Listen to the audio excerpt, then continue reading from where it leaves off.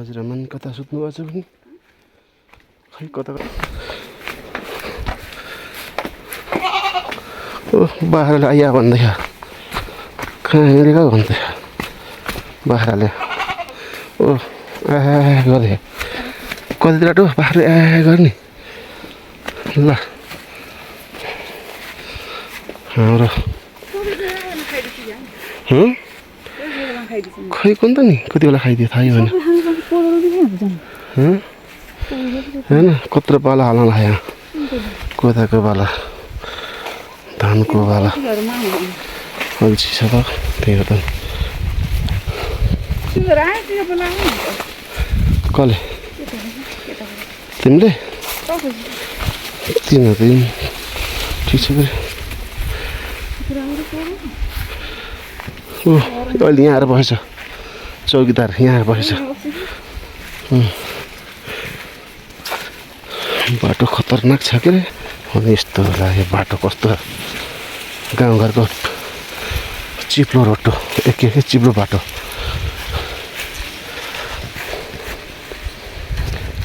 गाउँघरको चिल्लो बाटो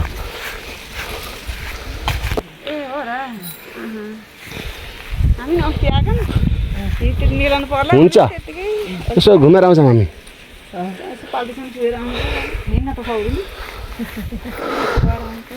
यसो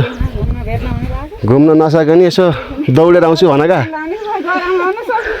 घुम्न नसक्यो भने दौडेर आउँछु भन का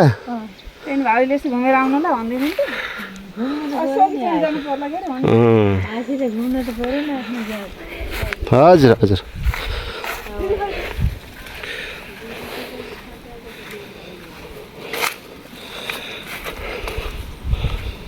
ल अब घुम्न नसके नि दौडिन पऱ्यो भन्दै अब कोही उफ्रिँदै छन्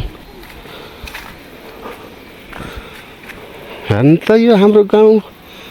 कस्तो भयो मोटर बाटो आयो बिजुली बत्ती आयो ल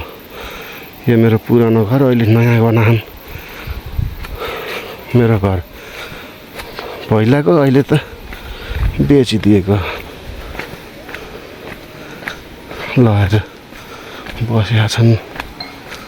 छन् खान्छन् गाउँघरमा मोटा छन् यो धारो पानीको धारो यस्तो सुकेछ चप्रक्कै सुकेछ पानीको धारो चप्रक्कै सुकेछ यो एउटा रुख थियो यो यही त होला नि पुरानो घर ल यो हाम्रो पुरानो घर आइयो है अब यो भनेको पोखरी ल साँधै पुरानो धारो छ ओहो यो मेरो बुढीलाई लेखेर गर्दै हिँड्दैछ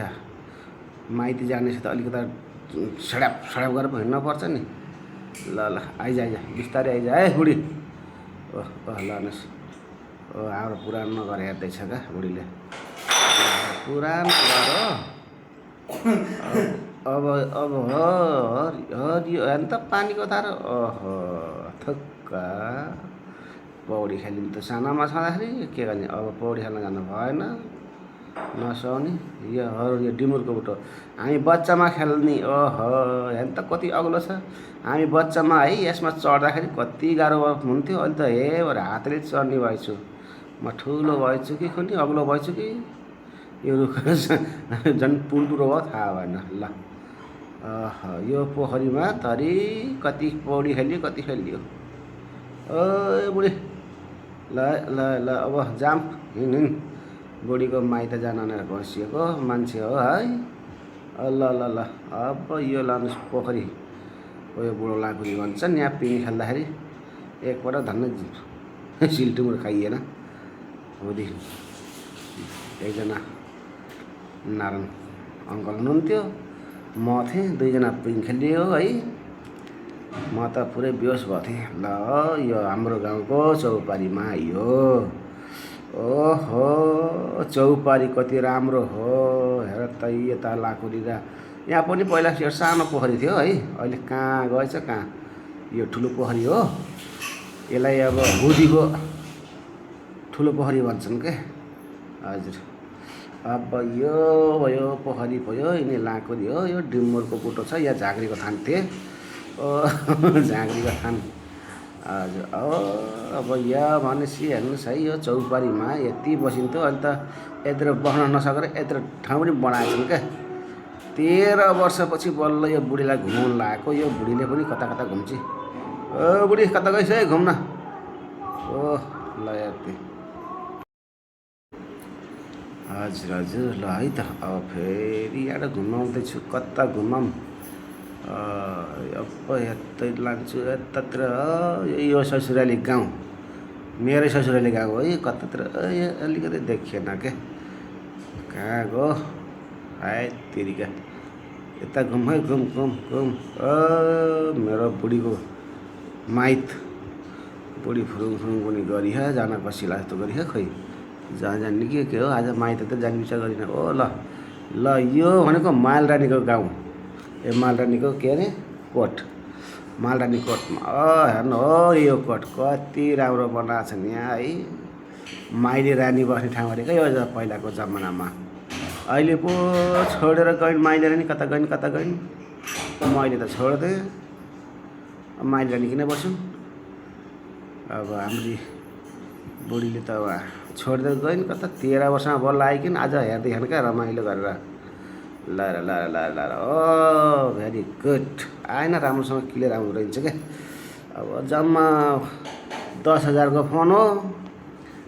10 लाख को फोनले के अरे 1 लाख को फोनले त अब राम्रो खिच्दैन होला हाम्रो 10,000 को फोनले के राम्रो खिच्थ्यो र भनेपछि यो बाटो यी मोटर बाटो बनाएको छन् है म नेता बन्न भए त पिच गर्ने थिएँ सरर हुन्थ्यो चिप्लो बाटो हुन्थ्यो के गर्ने म नेता बन्न नसकेर खेता बन्यो लान्छ ओ चालाको बनायो अब गतिलो फोन ल्याएर पो खिच्नु पऱ्यो यस्ता यो आलु फोनले के को खिच्दो राम्रो रड त हो रड पुरा गर्नु पऱ्यो ल ल चालाको बनलाई पनि खिच्ने ल यो बुढीले के गरी आफ्नो माइत कति बेला जान पाइन्छ हो भनेर हेर्दै ओ बुढी माइत जाने आइन है छिटो माइत घर माइत जान कसिया फुर छ बुढीको कति बेला माइत पुगला भने माइत आमा कोही पनि छैन रित्तो घर छ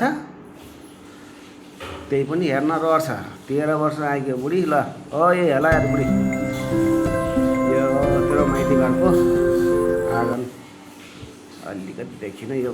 कहाँको के गर्नु त नि अब कतिलो फोन ल्याएको भए पो हो नि त यस्तै छ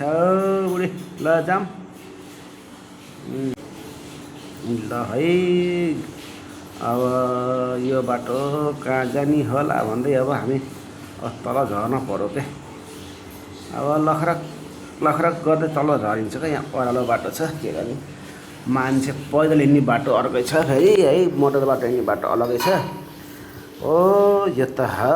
कहाँको डाँडो होला लौ त कसैलाई थाहा छ भने बताइदिनुहोस् त ल ओहो ल हेर्नुहोस् त है डाँडा रमाइलो छ हाम्रो गाउँघर हो गाउँघर भनेपछि त गाउँघरै हुन्छ क्या